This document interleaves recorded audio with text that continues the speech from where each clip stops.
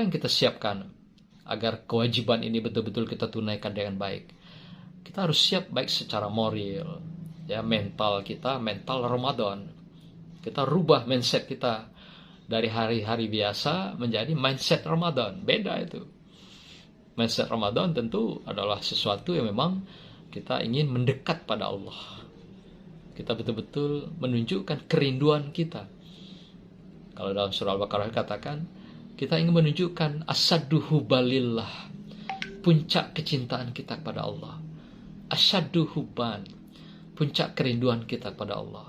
Disinilah saatnya kita tunjukkan.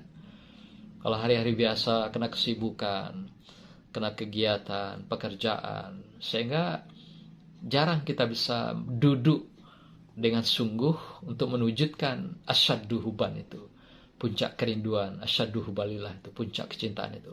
Maka itu kita siapkan betul secara moral, secara spiritual, hati kita, pikiran kita, emosi kita. Ini kita harus siapkan betul. Agar nanti jangan ketika Ramadan masuk, datang, kita gamang. Kita tidak siap. Kita masih lalai, lena dengan pesona dunia. Kita masih larut dengan berbagai materi dunia. Dengan jabatan dunia. Berburu dengan kemegahan-megahan dunia. Nah, ini yang diminta kita siap betul secara moral dan spiritual. Karena ketika datangnya Ramadan itu, bukanlah kita harus mengoptimalkan materi, bukan sebenarnya. Kebutuhan hidupnya malah bisa ditekan seharusnya. Karena dengan makan 3 kali sehari, kita sekarang hanya tinggal 2 kali. Sahur dan berbuka. Nah, tapi kok kenyataannya justru kosnya lebih besar gitu. Lebih banyak biaya yang kita keluarkan.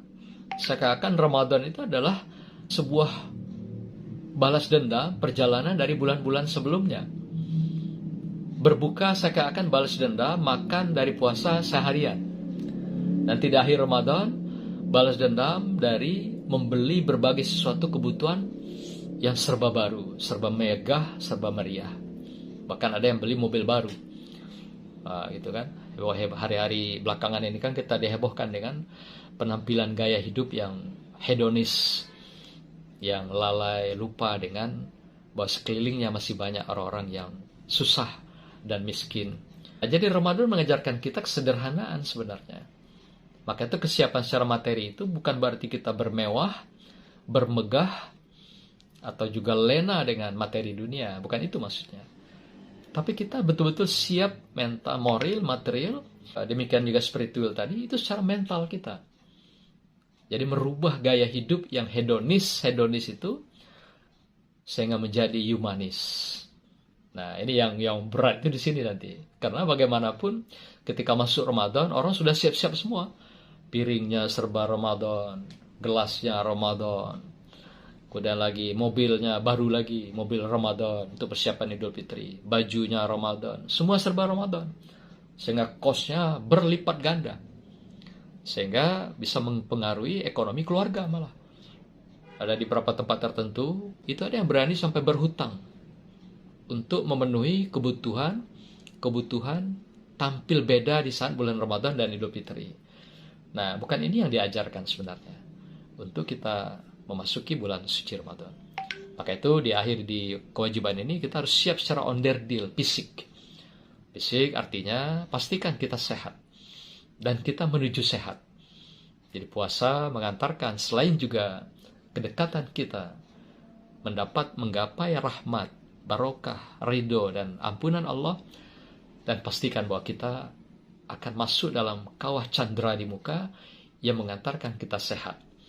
Maka itu nanti setelah Ramadan kita betul-betul menjadi ahli-ahli saum, ahli-ahli shaimun. Mungkin kita bisa melanjutkan dengan puasanya Nabi Daud atas sunnah Rasul, Senin dan Kamis, sehingga mengantarkan kita menjadi orang-orang yang selain secara spiritual punya kedekatan dengan Allah SWT dan meningkatnya ibadah kita. Nah, kemudian juga secara fisik kita adalah menjadi orang-orang yang sehat, karena adalah dengan kesehatan itu adalah yang disukai oleh Allah SWT terhadap umat Rasulullah SAW.